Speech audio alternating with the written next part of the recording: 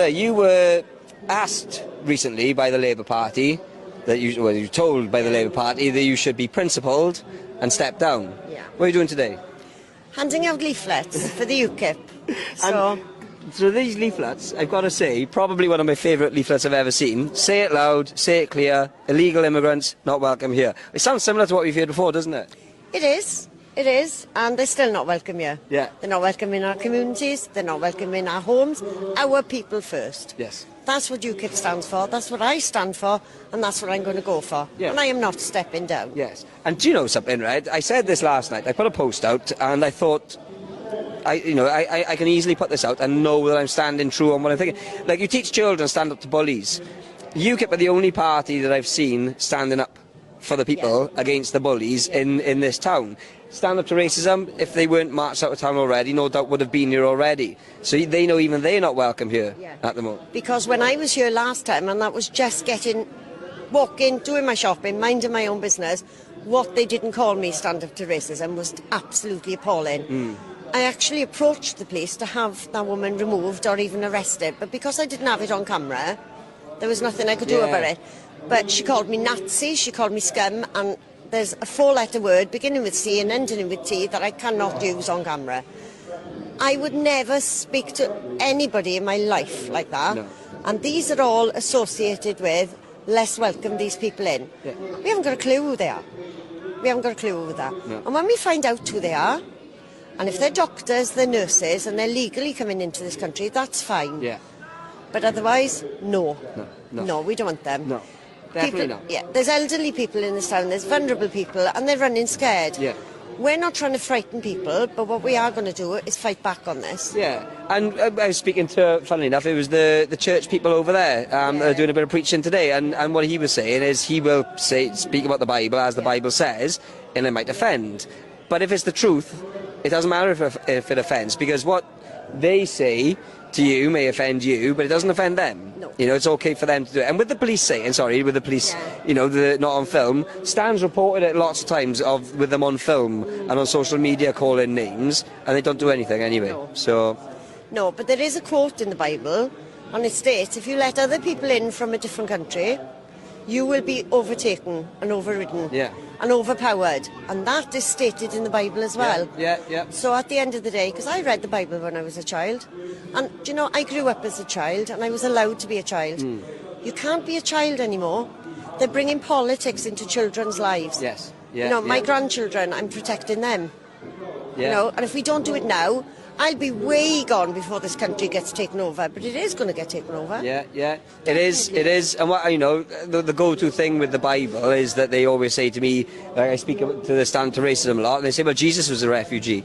I say, well, yes, he was. Yeah. Correct. He was a genuine refugee. Now, the point is, if Jesus was trying to flee, but there was too many people who pretended to be refugees and he couldn't get to his sanctuary, then it'd be a different story, wouldn't it? And that's where we are. You know, they're all well and good to try and quote the Bible, but they don't even know the scripture themselves, you know. No. But today, then, it's been what I've seen. It's been very positive. Lots of conversations. Positive. We've had lots and lots of positive questions. We've had lots of, you know, we've had some negative. Of course, we will. Yeah. But we've been able to answer those negative questions in a grown-up manner, really, without calling names. Yeah. You know, and without being insulting. And we've actually explained why we're here. So we've had some new members today as well. Yes. So yeah, it's been really good. Yeah. Well, you just mentioned one now before we were filming. You spoke to a lady. Why should I vote UKIP? Yeah. The reason she wanted to know what I thought of the gays, and I got no problem with that. I've got no problem with transgender either. But what I don't agree with is the book being taught to 3-year-olds, Grandad's Pride. Yeah. When Grandad has come out, yay. Yeah. But he's in bondage, you know, and I don't agree with Pride marching through our streets with lewd things strapped to them. Yeah. And I was in London recently in Pride, and I was absolutely appalled. Yeah. There's a lot of them there that are very, very good, and there was a lot that wasn't either. Yeah. And look what happened in Notting Hill. Well, yes. Yeah. That's all about race. Yeah, well, yeah, absolutely. They couldn't behave themselves if you paid them. No, and neither could the children. The children were on the floor with women, you know, doing stuff. But it's, you know, I think that it's crazy how it's gone. And the thing with Pride is that the gay community I've got many, believe it or not, despite what Stand Up to Racism say. I've got, yeah, same here. And I know a lot of gay people. We speak to a lot of gay people who are mortified with Pride because Pride was for them. Yes. It's not anymore. No. It's been taken off for the T's and the Q's and the. Yes. They've sexualised it.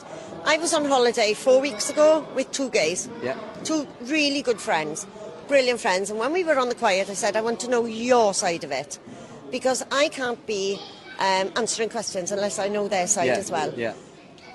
He was appalled, absolutely appalled about what Pride does, what they stand for. They're ashamed to even be associated with it. Yeah. And what they've said is, bring back the old carnivals, where kids could be kids. Yeah. There wasn't any sexual toys, sexual acts. There was none of this flag bearing. And what's this love is love? We all know that's dark web.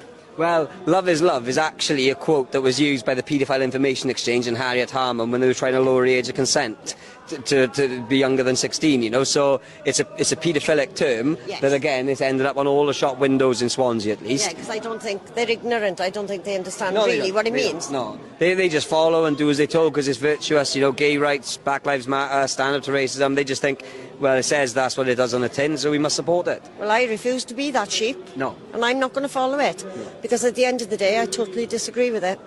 Yeah, and this is it. Anybody with the ability to critically think would disagree with it. The problem is they don't look into it. If you're walking around the streets and you're seeing children on their dad's shoulders waving a pride flag with people on their hands and knees in leathers, you know, dressed up with their masks on. I saw that. Is that right? Yeah. I saw it in London firsthand.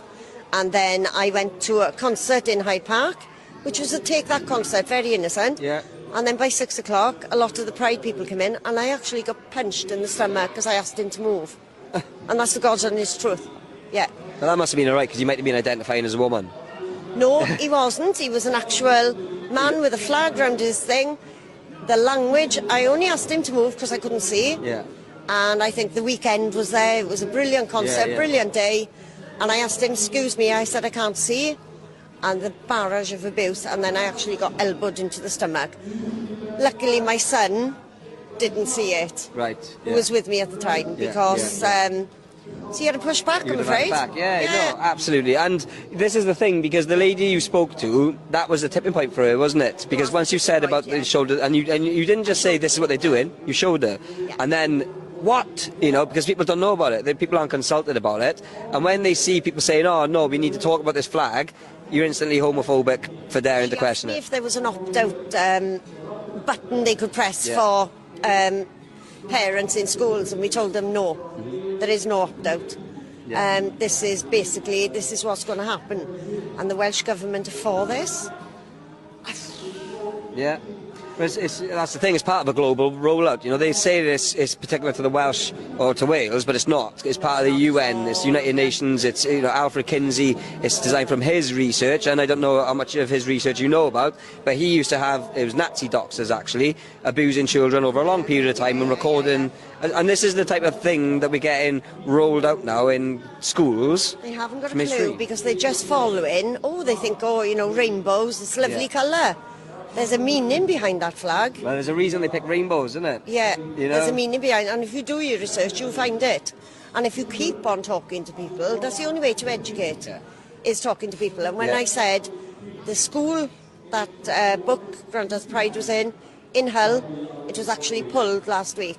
So it's been pulled off the shelves.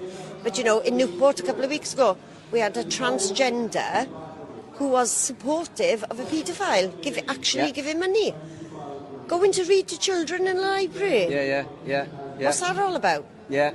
And you also had, I can't remember the area now, but she was a councillor, and they'd hired the Pride bus. Sweets off a bus. Yeah, hunting for children at bus stops with sweets. If I stopped in my car giving sweets, yeah, I would be arrested. I would be arrested and questions be asked. But I saw that, and I couldn't believe that. They thought that was okay. Yeah. No, I wouldn't have taken my children or grandchildren anywhere near that. No, but, well, this is the problem. These would have been children waiting for their school bus. So their parents wouldn't even been there. And it's straight out of, it's what you teach kids, isn't it? Don't take sweets off strangers. Yeah. And when you got people jumping up, but the problem is, as well then, is that the PCSOs jump out, and they got all the makeup on as well. So no, good old-fashioned policing. Back to policing with consent that we used to have years ago. My dad was a police officer. He never policed like that, never. And he would turn in his grave if he saw what was going on here.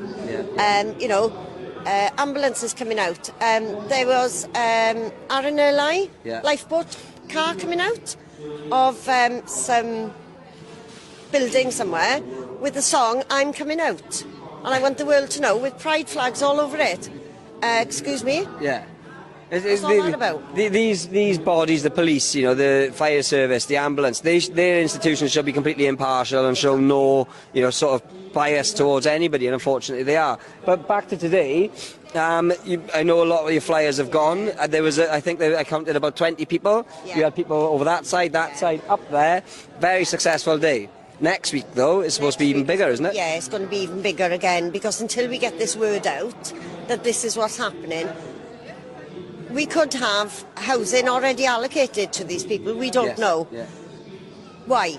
Yeah. Why? We've got homeless people in this town, and we've got homeless people in this town for years. Yeah. We've got very, very underprivileged people in this town. Yeah. Can't even pay their electric bills. Well, just on the table just behind us, they said to us, you know, "Oh, I'm homeless." That's what they told us. They just openly said to us, "I'm homeless." And there's a group of them. Yeah. There's, you know, three of them in now. Two of them have gone. That's 5 people who probably would deserve a house over people who don't. They were even prepared to listen to us, and they were quite shocked with what was going on. Yeah, yeah. You know, why weren't they offered the Stratty Park Hotel? Yeah, yeah. I'd gladly pay for them. Yeah. And that's I'd gladly pay for them. Yeah, and this is it, because if it was genuine refugees, it would be, you know, small and spread. You know, it'd be, you know, some places you'd maybe have to close one hotel.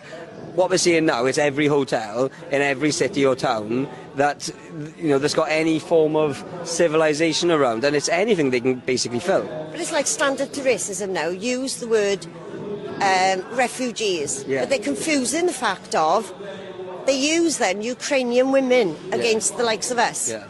Fine, Ukrainian women fleeing with their children. Hello, welcome. You're welcome in my home. Yeah. You know, anytime. Poland have been over here for years. We even had a Polish lady today with us giving out leaflets. She's dead set against it. Yeah. You know, but if you're fleeing a war, you let your women and children go first. Yeah. You know, if you're causing a war, you send them in. Yeah. But where's the women and children? At home in Pakistan, at home in Albania. Yeah. We've got Albanians moved into Station Road, apparently. I don't know if it's true. But they've already been caught in people's gardens, not far from my house. Yeah. And there's no war going on in Albania neither. That was one of the big problems. But, you know, I really enjoyed it. I think you've got something really special going on here. I think the biggest thing is what the Labour Party are doing, considering mind they took independents into the party and Conservatives into the party, and they didn't mind. They didn't ask any questions then. But because they're demanding you step it down, seeing the amount of people came up to support you today, they don't realise that it's off the back of that, do they? They don't know what they're doing. So it's made it 10 times worse for them, actually. So I've had a lot of support today because of your coverage on it. I've been having hugs, kisses, everything today. So they all know who I am. Yeah. So at the end of the day, sorry, Labour, I'm not going anywhere. Yeah. Well, there we go. And that's it. You know, they're their own worst enemy, and they cause themselves the most failure. You know, that they conceive is normally, well, self-harm, I suppose, because they hate the fact that they're out of control, and they hate the fact that you would dare, you know, jump to a party that takes its views from the 1950s, so they say. When I first saw the statement, I thought, oh my dear Lord, what's going on here? And I felt quite hurt, shocked, shaken. But you know now, a couple of days later, I'm just laughing at them. Yeah. Because at the end of the day, what have they done? Yeah, well, made it 10 times worse. Yes, and they made it 10 times easier. Well, they made it easier for you because now people know Amanda Carter. Yeah. You know, if they didn't before, they certainly do now because they've publicised you. They thought I was quiet. Yeah, well... I'm not quiet. They try to pick on the quiet ones. But Amanda, look, you're doing some fantastic work. Thank you very much for having us down today. Thank you. And looking forward to next weekend.